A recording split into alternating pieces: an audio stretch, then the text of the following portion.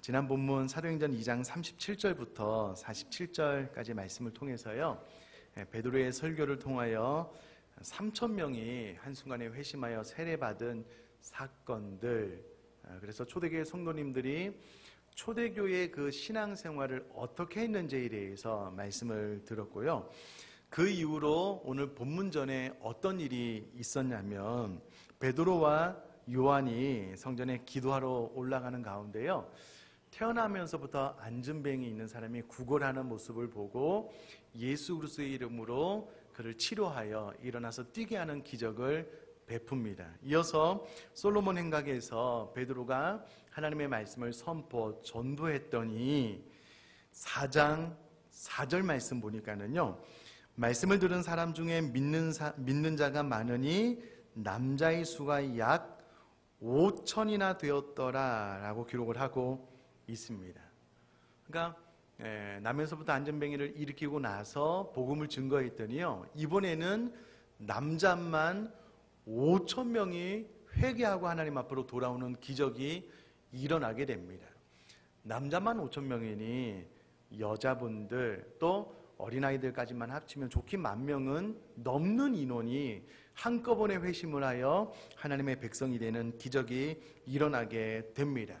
그런데 그에 앞서서 안진뱅이가 일어났다는 소식, 그리고 베드로와 요한이 예수 그리스도의 죽으심과 부활에 대해서 선포한다는 소식을 듣고 종교 지도자들이 베드로와 요한에게 찾아오게 됩니다. 4장 2절에 보니까는요, 예수 안에서 죽은 자의 부활이 있다고 백성을 가르치고 전함을 싫어하여, 그러니까 베드로와 요한이 예수 안에서 죽은 자가 부활한다라는 메시지를 선포했더니 종교 지도자들이 싫어하는 겁니다. 특별히 1절에 보니까 마지막 부분에 사두개인들이 이르렀다라고 기록을 하고 있는데, 사두개인들은 부활을 믿지 않는 사람들이거든요. 그런데 베드로와 요한이 예수 그리스도의 죽음과 예수 그리스도를 믿는 자들이 부활할 것에 대해서 복음을 선포하니까 싫어하는 거예요. 그래서 베드로와 요한을 잡아서 옥에 가두고 이제 그 산헤드린 공회원들이 모여서 회의를 하는 겁니다.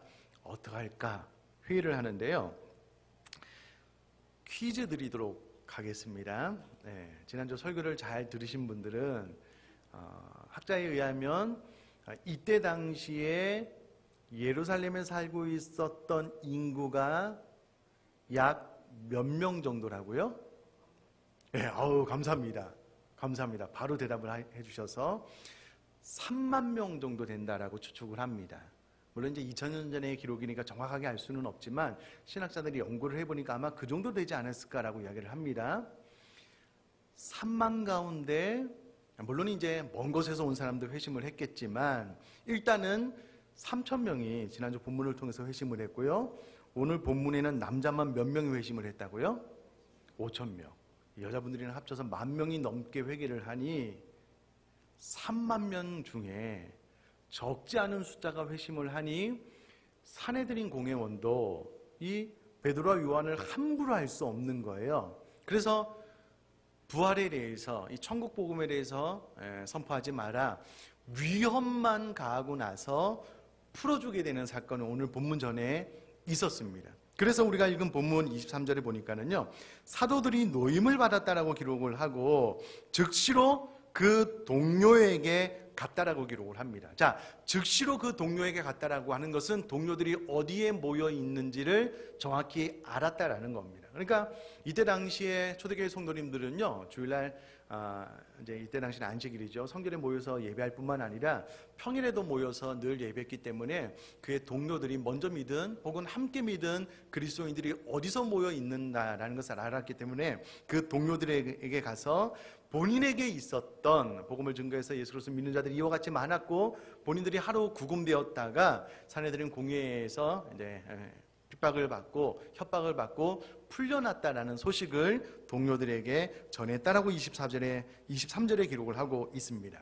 이 이야기를 들은 초대교회 성도님들, 그 초대교회 성도님들 가운데 아마 이제 막 회심한 이들도 있었을 것 같아요. 어찌되었건 이 소식을 듣고 그 자리에 있었던 모든 성도님들이 24절에 보니까는요, 그들이 듣고 한 마음으로 하나님께 소리를 높여 합심하여 기도했다라고 기록을 하고 있습니다. 우선에 눈에 들어오는 두 가지 단어는요, 한 마음으로 기도했다라는 거고요, 또 하나는 소리를 높여 기도했다라는 겁니다. 그럼 저를 한번 봐주시면, 초대교회 성도님들은요, 베드로와 요한이 이제 잡혔다가 나온 소식을 듣고 모든 성도님들이 한 명도 예외 없이 한 마음으로 기도했다라고 기록을 하고 있습니다. 자, 저희 교회가 교회사랑 40일 릴레이 금식 기도 진행 중이잖아요. 제가 확인은 해보지는 않았지만 한 분도 빠짐없이 금식하며 기도하고 계시죠? 자, 여기서 이제 제 얼굴을 회피하시는 분들은 좀 의심이 가는 분들이고요. 한 분도 빠짐없이 동참하고 있다면 우리가 초대교회처럼 한마음 된 성도들이라고 할 수 있겠고요. 교회가 오래간만에 40일을 금식하면서 기도할 만큼 간절한 기도 제목이 있는데 관심이 없어요. 참여를 안 해요.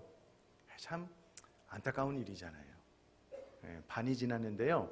반이 남았으니까 이제 본인의 이름을 기록해서 기도하는 일에 동참함으로 우리 모두도 한 가족이다라는 그런 마음이 더 깊어졌으면 좋겠고요. 또 눈에 들어오는 단어 하나는 하나님께 소리를 높였다라고 기록을 하고 있습니다. 그러니까 소리를 높여서 기도했다라는 말이고요. 이 말은 열정적으로 기도했다라는 말입니다. 제가 어제 신방 가기 전에 오전에 이제 2층 세미나실에서 음악을 틀어놓고 어떤 분이 와서 기도를 하는데요. 이 목양실에 들릴 정도로 뜨겁게 기도를 하는 거예요. 저는 그 기도 소리가 제 마음을 울리더라고요. 음악 소리가 작지 않았거든요. 근데 그 음악 소리를 뚫고 나와서 간절한 마음으로 뜨겁게 그 시간 그 자리에 나와서 기도하는 우리 성도님의 기도의 목소리를 들으니까 너무 행복한 거예요. 힘이 나더라고요. 여러분, 이왕교회를 위해서 기도하는 것, 하나님 나라를 위해서 기도하는 것, 마음을 모아서 큰 소리로 간절한 마음으로 기도할 수 있는 저 여러분 다 될 수 있기를 주님의 이름으로 축복합니다. 자, 그런데요, 이들이 뭐라고 기도를 했느냐? 저는 이 부분이 사실은 오늘 본문에 있어서 가장 큰 은혜가 되었습니다. 자, 이들이 한 마음으로 소리를 높여 이르되 기도했다는 거예요.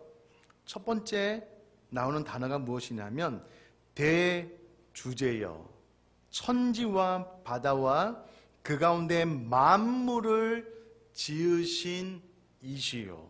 하나님 되심에 대한 신앙 고백을 먼저 드리고 있습니다. 여기서 대주제라는 것은요, 여러분 이때 당시에 너무나도 작은 이 유대라는 나라를 식민지화해서 다스리고 통치했던 이때 당시에 절대적인 힘을 가진 로마라는 나라에 의해서 본인의 민족이 통치를 받고 있는 거예요. 다스림을 받고 있는 겁니다. 안 그래도 찢어지게 가난한데 없는 데서 막 세금까지 뜯겨가면서 로마에 바쳐야 되는 어렵고 힘든 시간을 보내고 있었거든요. 또 로마의 힘을 얻어서 이때 당시에 이들을 다스리고 있는 분봉왕 헤롯, 총독인 빌라도 그들에 의해서 예수님이 십자가에 못 박혀 죽었다라고 생각할 수 있을 법도 한데 전혀 개의치 않고요. 이 모든 세상을 만드신 분이 하나님이심을 지금 신앙으로 고백하고 있습니다. 여러분 초대교회 성도님들 가운데 이제 막 회심한 분들도 있을 텐데 그분들도 일제히 하나님을 대주제시고 온 천하 만물을 창조하신 창조주로서 고백을 하고 있다는 겁니다. 자, 저희 교회 성도님들은 생명의 삶으로 묵상을 다 하시니까 지난 8일 금요일 생명의 삶 본문 가운데요, 성경을 한 장 넘기시면 사도행전 3장 18절에 베드로가 솔로몬 행각에서 설교를 할 때에 이렇게 설교를 합니다. 제가 3장 18절 말씀을 한번 읽어볼 텐데요. 그러나 하나님이 모든 선지자의 입을 통하여 자기의 그리스도께서 고난 받으실 일을 미리 알게 하신 것을 이와 같이 이루셨느니라. 그럼 저를 한번 봐주시면은요, 베드로가 무슨 설교를 하고 있냐면 유대인들이 성경을 잘 알았기 때문에요, 이사야, 예수님 오시기 전에 700년 혹은 시편 구약에 많은 성경이 오실 메시아를 이미 예언해 놓고 있는데 예수님이 성경의 예언대로 이 땅에 오셨다는 거예요. 그리고 성경의 예언대로 십자가에 달려 죽으셨다가 성경에 기록된 예언대로 부활하셨다는 겁니다. 눈으로 보기에는 헤로드 왕에게 핍박을 받고요, 본디오 빌라도를 통하여 사형 집행이 이루어져서 로마의 병정들에서 예수님께서 십자가에 달려 죽은 것 같지만 베드로가 증거하는 것은 이 모든 것들이 이미 예언에 기록된 것이고 성경의 예언대로 예수님이 이 땅에 오셔서 십자가를 지시고 부활하셨다라는 것을 계속해서 선포를 하니 이 이야기를 듣고 남자만 5,000명이나 회심하게 되는 기적이 일어났다라는 겁니다. 그리고 이때 당시에 초기에 예루살렘 교회 성도님들은요, 이와 같은 메시지를 듣고 이와 같은 메시지를 믿음으로 받아들이게 되었다라는 겁니다. 그러니까 처음 신앙생활 할 때부터 하나님은 역사의 주권자시구나, 이미 몇백 년 전에 예언해 놓은 것이 이 땅 내 삶 가운데 현실로 드러나는 것이고 하나님의 스케줄에 따라서 이 모든 것들이 착착착 이루어지는 것이구나 라는 것에 대한 메시지를 듣고 회심했으니 대주제, 하나님께서 온전한 만물을 다스리고 통치하시는 분에 대한 믿음의 확신이 있었다라는 겁니다. 근데 실상은 그들의 눈에 보기에 지금 이 나라를 다스리고 있는 사람은 로마거든요.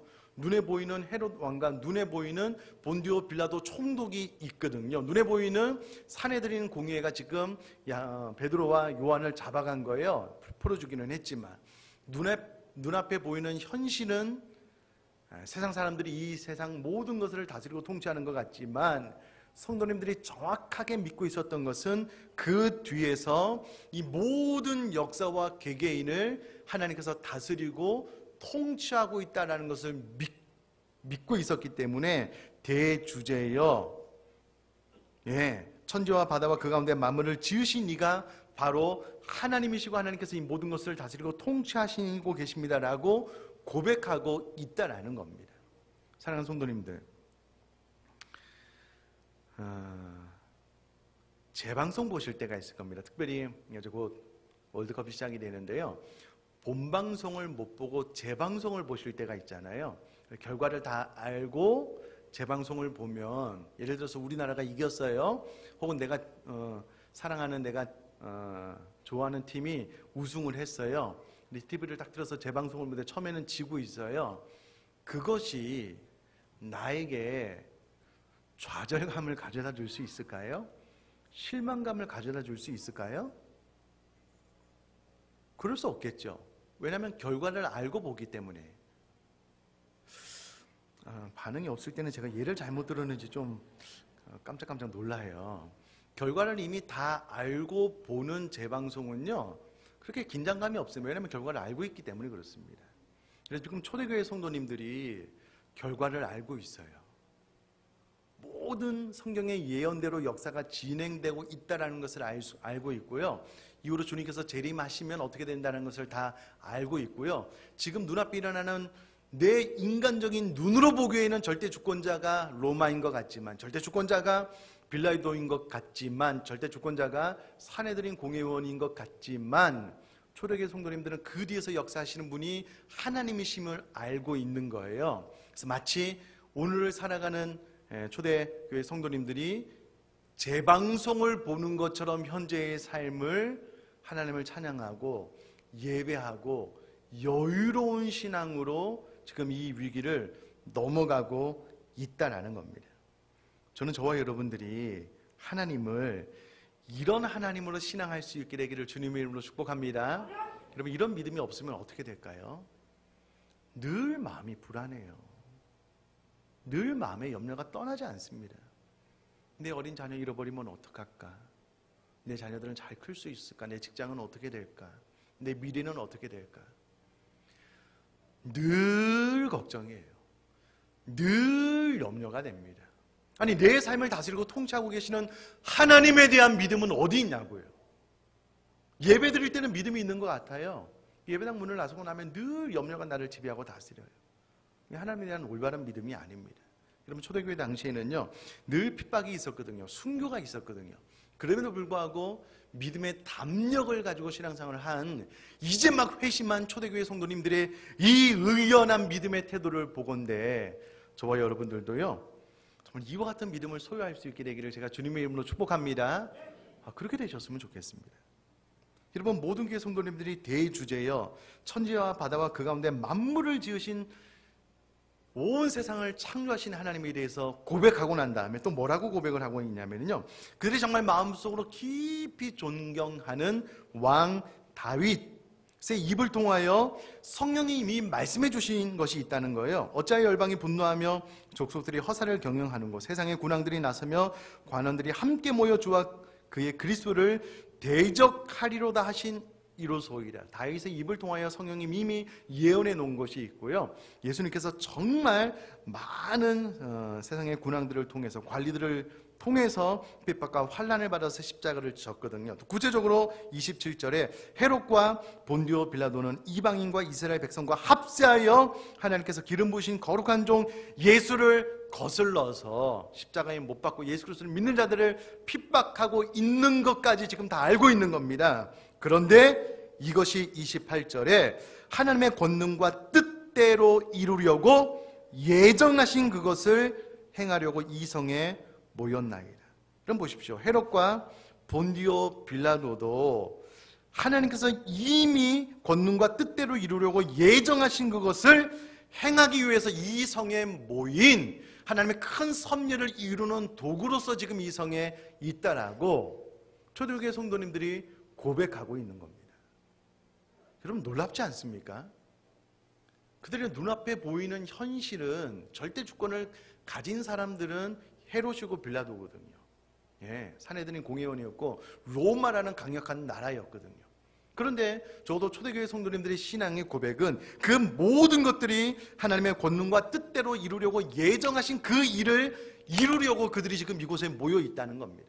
하나님의 섭리의 작은 부속품처럼 사용되는 도구일 뿐이지 그들의 삶을 통하여 우리가 위협을 받는다거나 그들의 삶을 통하여 우리들의 신앙이 위축되거나 하는 모습이 여러분 이 고백 가운데는 전혀 없다라는 겁니다.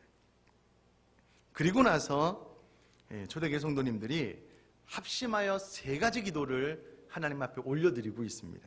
첫 번째 기도가 29절에 나오는데요, 주여 이제도 그들의 위협함을 굽어 보시옵고, 당연히 이렇게 기도를 해야 되겠죠. 위기 상황 가운데는 이 복음을 증거하는 우리들을 하나님께서 살펴봐 주시면 좋겠습니다. 관심을 좀 가져주시면 좋겠습니다 라고 우선의 기도를 하고 있습니다. 자, 그런데 위협함에 대해서 관심을 가져달라는 것이 여러분 첫 번째 기도 제목만 보면 이 위기에서 좀 벗어나게 해주십시오, 안전하게 해주십시오라고 기도하는 것 같지만 그렇지 않습니다. 왜냐하면 두 번째 기도를 통해서 우리가 그 이유를 알 수가 있는데요, 두 번째는 또 종들로 하여금 담대히 하나님의 말씀을 전하게 하여 주시오며 라고 기도하고 있습니다. 자, 지금 베드로와 요한이 복음을 증거하다가 어떻게 됐어요?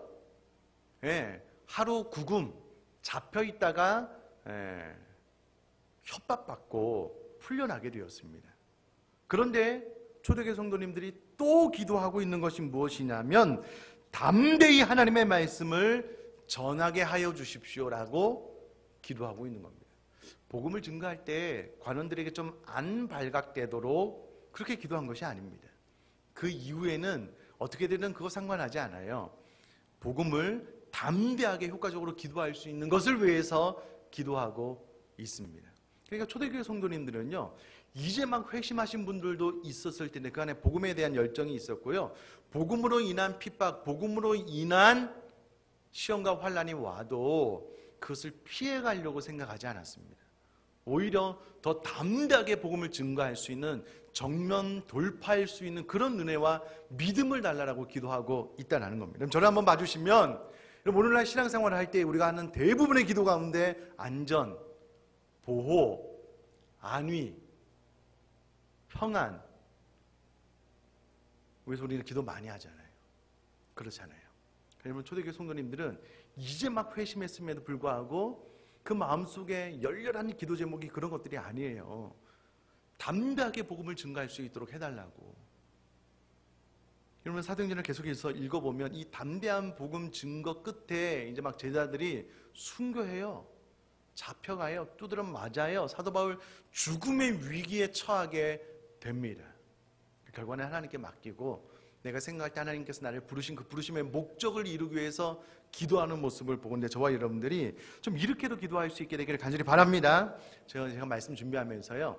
지금 교회 사랑 40일 릴레이 금식 기도를 하고 있는데 5가지 기도 제목이 참 귀합니다. 기도하면 기도할수록 이 기도 제목이 귀하다는 마음이 들어요. 그런데 제가 말씀 준비하면서 언젠가 우리 교회가 순수하게 복음을 담대하게 증거하기 위해서, 효과적으로 구제하기 위해서, 더 잘 선교하기 위해서, 한국을 찾은 외국인 근로자들에게 우리가 정말 주의 사랑과 복음을 나누기 위해서 이 기도 제목만 가지고 우리가 40일 동안 금식 기도를 한다면 어떨까? 그런 생각을 좀 하게 되었습니다. 꼭 그렇게 한번 해보고 싶어요. 그럼 초대교회 성도님들은 담대히 하나님의 말씀을 전하게 해달라고 교회 모든 성도님들이 모여서 합심하여 기도하고 있다는 겁니다. 자, 또요, 마지막 3번째 기도 제목은 손을 내밀어 병을 낫게 하시옵고 표적과 기사가 거룩한 종 예수의 이름으로 이루어지게 해달라고 기도하고 있습니다. 왜 이렇게 기도를 했냐면요, 처음에 여러분 태어날 때부터 안증뱅이를 일으켰더니 많은 사람들이 이것을 보고 깜짝 놀란 거예요. 이 기회를 틈타 베드로가 솔로몬 행각에서 복음을 증거했더니 남자만 5,000명이 회심하는 일이 있는 겁니다. 그러므로 베드로와 요한이 생각할 때 복음을 증거할 때 기사와 표적이 나타날 때에 복음이 더 효과적으로 증거될 수 있기 때문에 이와 같은 일들이 좀 일어났으면 좋겠다라고 기도하고 있는 겁니다. 절대 자기 자신을 드러내기 위한 어떤 기적, 이사, 표적이 아닙니다. 뿐만 아니라 베드로와 요한이 왜 결정적으로 잡혀가게 되었냐면요, 결국은 이 앉은 병자를 치유한 것 때문에 종교 지도자들이 왔고요, 그 자리에서 복음을 증거하다가 잡혀가게 됐거든요. 그 출발점이 이적에 있었습니다.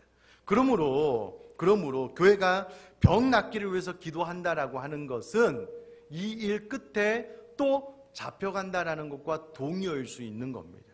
그럼에도 불구하고 교회는 바른 것을 위해서 기도하고 있습니다. 저희 교회도 5가지 기도 제목 가운데 마음의 또 육신의 질병이 치유받기 위해서 기도하고 있는데, 저는 우리 모두가 합심하여 기도하였으므로 하나님께서 이 기도 제목을 응답해 주실 거라고 저는 분명히 믿습니다. 그래서 마지막 날 한번 우리가 치유 기도를 좀 하려고 기도를 준비하는 가운데 있는데요, 이와 같이 우리 교회에도 표적과 기사, 치유의 병이 낫게 되는 은혜가 많이 나타났으면 좋겠습니다. 그러나 그것은 그것 자체만을 위한 것이 아니고요, 그것을 통한 복음 증거에 더 무게감이 있다는 겁니다. 자, 이렇게 기도를 하니 31절에 빌기를 낳음에 모인 곳이 진동하더니 우리가 다 성령이 충만하여 담대히 하나님의 말씀을 전하니라라고 기록을 하고 있습니다. 여러분, 우리 교회도 합심하여 기도할 때에 우리에게 모든 성도님들이 성령이 충만해질 수 있기를 주님의 이름으로 축복합니다. 합심하여 기도하신 분들만, 다른 분들 말고요. 성경이 그렇게 기록을 하고 있습니다. 또요, 여러분 이것도 참 마음속에 잘 새겨야 되는데, 우리는 성령 충만이 우리 기도 제목의 끝일 때가 있는 것 같아요. 성령 충만해서 삶도 평안하고, 성령 충만해서 기쁨도 회복되고, 성령 충만해서 내 신앙생활도 좀 업되고. 그러나 성경은 그렇지 않습니다. 성령 충만한 결과가 무엇이냐면 담대히 하나님의 말씀을 전하게 되는 것. 결국 여러분, 성령 충만의 결과는 담대한 복음 선포에 있습니다. 우리가 뒤에 것을 잘라버리고요, 단순히 성령 충만해서 그냥 기쁘고 행복한 신앙생활 살게 해주십시오, 성경적인 바른 기도는 아닙니다.